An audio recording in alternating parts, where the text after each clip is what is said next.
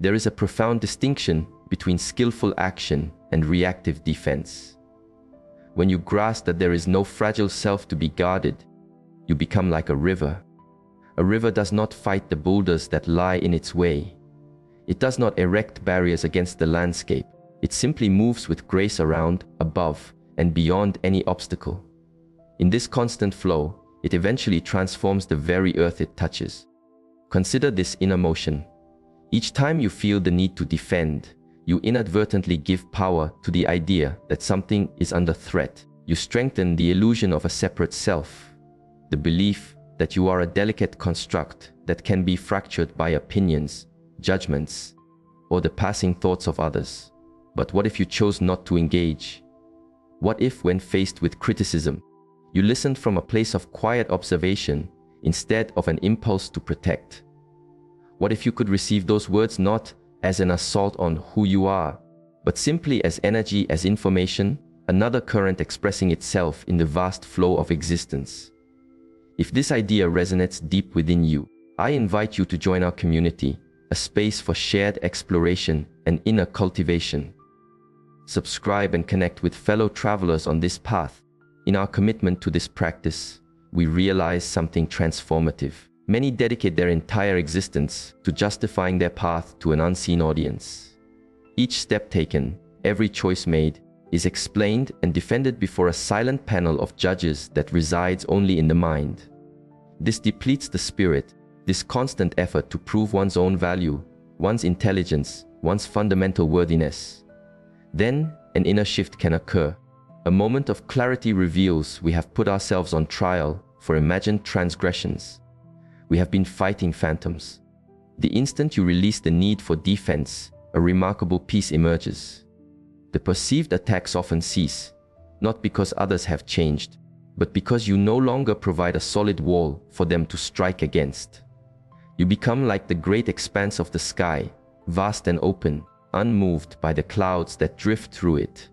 You begin to see that what we perceive as an attack is frequently just another person's own inner confusion.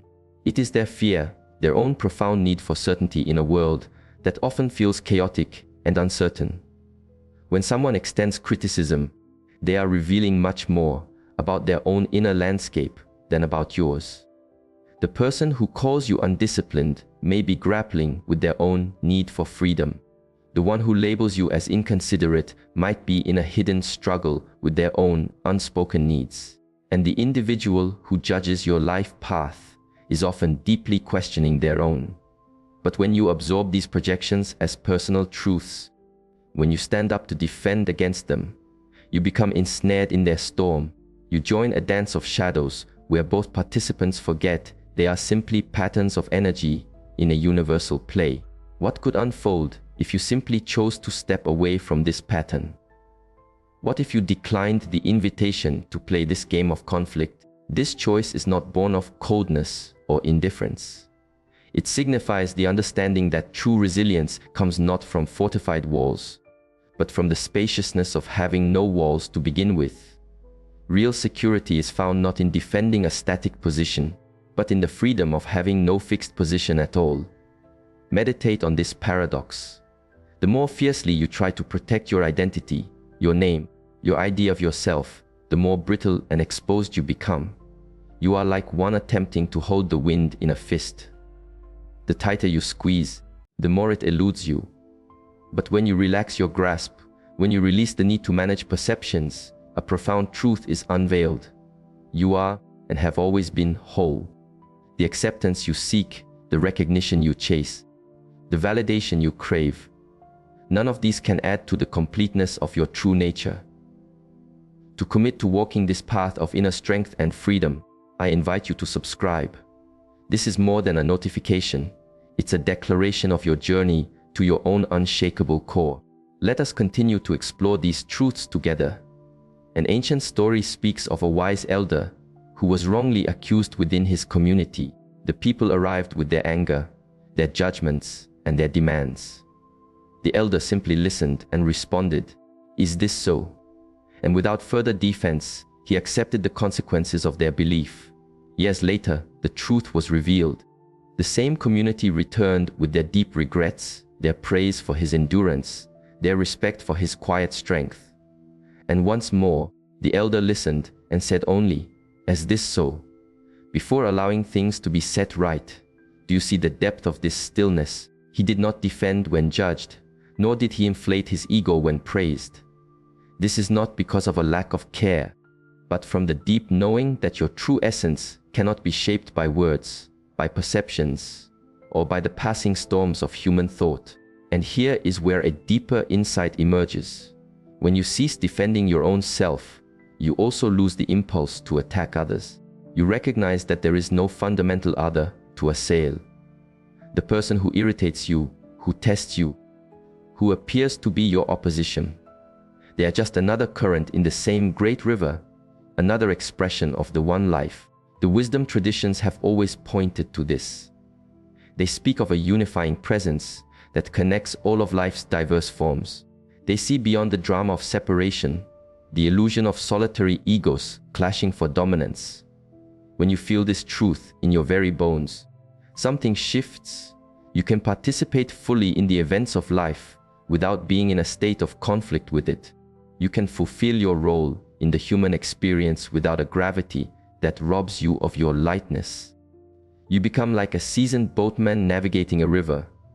He engages with the currents with full focus and skill, but he does not go ashore believing he is the river itself. He knows it is a journey, a flow, a process of life expressing and knowing itself through infinite forms. Now, a very practical question arises. What about fairness?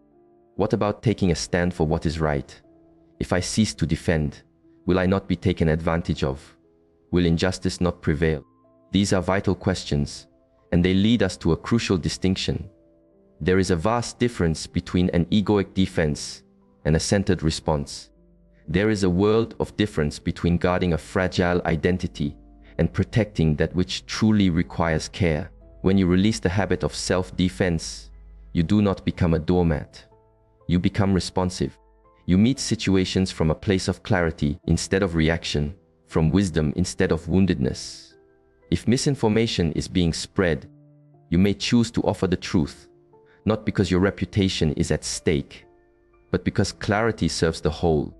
If an action is causing harm to the community, you may choose to intervene, not because a personal boundary has been crossed, but because the well-being of the whole requires a response. But you do so without the heated charge of a personal battle. You act from a place of seeing what is needed, rather than what your conditioned self demands. This is the distinction between a true warrior and a mere reactor. The warrior acts from a centered core, from clarity, from connection to the larger whole. The reactor moves from fear, from the feeling of being separate, from the desperate drive to shield a self that was never truly in danger. Permit me to share a perspective that may seem radical. The vast majority of threats you feel compelled to defend against exist only in the mind. They are woven from the stories you tell yourself about what others must be thinking, about the hidden meaning in their words, about what their behavior says about you. You construct an entire play in your mind where you are the central figure under attack, and then you spend immense energy fighting a battle of your own creation. Meanwhile, the other person may be entirely absorbed in their own world. They might simply be experiencing a difficult day, or expressing their own confusion, or just being human in all their beautiful and messy imperfection. But even when criticism is direct, even when someone is consciously attempting to diminish you, your refusal to defend does not empower their effort, it dissolves it. Imagine a powerful storm lashing against a mountain. The mountain does not fight back, it does not resist, it simply stands, allowing the storm to exhaust its own energy against its unshakable presence. When you refuse to be a wall that bounces energy back, when you become that mountain, the attack finds no purchase. It has nowhere to land. This is not a state of weakness. It is the highest form of strength. It is the strength of the sky, which is never harmed by the lightning that flashes through it. It is the strength of the deep ocean, which is never lessened by the waves on its surface. Type this in the comments to affirm your commitment to this unshakable peace. And here is the beautiful outcome. When you stop defending yourself, you give others an unspoken permission to lay down their arms as well. When you refuse to engage in the art of conflict, you create a clearing for true dialogue, for authentic understanding, for the kind of connection that is impossible when both sides are busy reinforcing their fortifications. Consider two people locked in a heated debate. One defends their perspective, while the other attacks it. They go back and forth, each constructing a higher barrier, each becoming more entrenched in their own rightness. Neither is truly present to the other. They are simply reloading for the next volley. But imagine if one of them had simply said, "I can see this matter is very different from your vantage point. Help me understand how you see it." What if, instead of guarding their own view, they had extended a bridge of curiosity? The entire energy would transform. Instead of adversaries, they would have become fellow explorers, sharing maps of their inner worlds. This is the space you create when you stop defending. You open the door for real communication, for true meeting, for an exchange that can actually transform consciousness, rather than just fortify old positions. But the most profound reason to release the need to defend yourself has nothing to do with tactics or improving your relationships. The deepest reason is that the act of defense arises from a misunderstanding of who you fundamentally are. You are not a static object that can be harmed. You are not a fixed entity that can be chipped away. You are the silent awareness in which all experiences appear and dissolve. You are the consciousness that witnesses every thought, every feeling, every sensation, without being defined by any of them. When someone critiques you, when they judge your character or question your path, they are interacting with their idea of you, a mental construct of who they believe you to be. But that image is not you. It is merely a thought form in their mind, no more solid or threatening than a fleeting cloud. The true you, the silent presence that is hearing these words now, the awareness that has been the constant witness throughout your entire life. That essence cannot be defended, because it can never be attacked. It is like space itself, endlessly open and forever untouched. This is the meaning behind what ancient sages refer to as the true self, not the small self, defined by personal stories and preferences, but the vast self that is one with the fabric of existence. When you realize this as your core identity, the very impulse for defense dissolves. You see, we defend ourselves because we believe we are separate, vulnerable islands that must be protected from a turbulent world. But this perceived separation is an illusion, a magnificent play of consciousness. In reality, there is only one universal presence appearing as the many. When you act against another, you are acting against a part of yourself. When another acts against you, they are doing the same. This is why defense is ultimately a paradox. It's like your right hand trying to guard itself from your left hand. It's like one current trying to build a wall against another, forgetting they are both part of the same singular river. When this understanding takes root, when you truly perceive that there is no other, that every person and everything is a unique expression of the same life force, then defense becomes not just futile, but inconceivable. How can you guard against yourself? How can the river protect itself from the river? And so we arrive at the great paradox that rests at the heart of all wisdom. The way to be truly untouchable is to have nothing to guard. The way to possess unshakable strength is to offer no rigid resistance. The way to experience true freedom is to defend nothing. This does not make you weak. It makes you like water, which is the most yielding element in the world, yet it can gracefully wear down the hardest stone.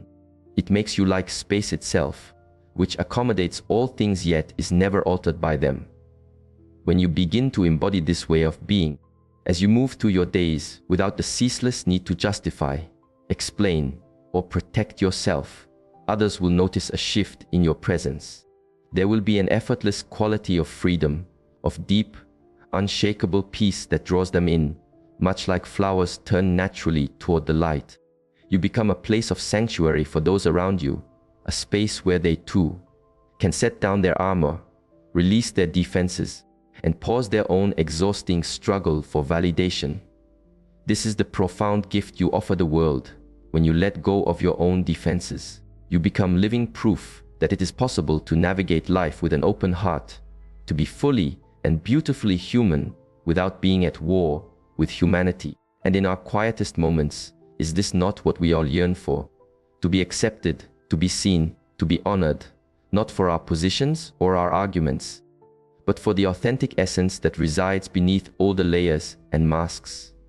When you cease defending yourself, you finally give this gift to your own spirit. You stop waiting for others to grant you permission to be at peace. You unhook your inner state from the need to win debates, change minds, or gather approval. You discover that the wholeness you were striving for was already present. You are already worthy, already enough, already complete. This is not because of anything you have done, but because of what you are at the core of your being. And from this place of wholeness, from this recognition of your boundless nature, you can engage with life with courage and grace. You can speak your truth without needing it to be accepted. You can follow your own path without needing it to be approved of. You can simply be yourself without needing anyone else to understand. This is the ultimate liberty.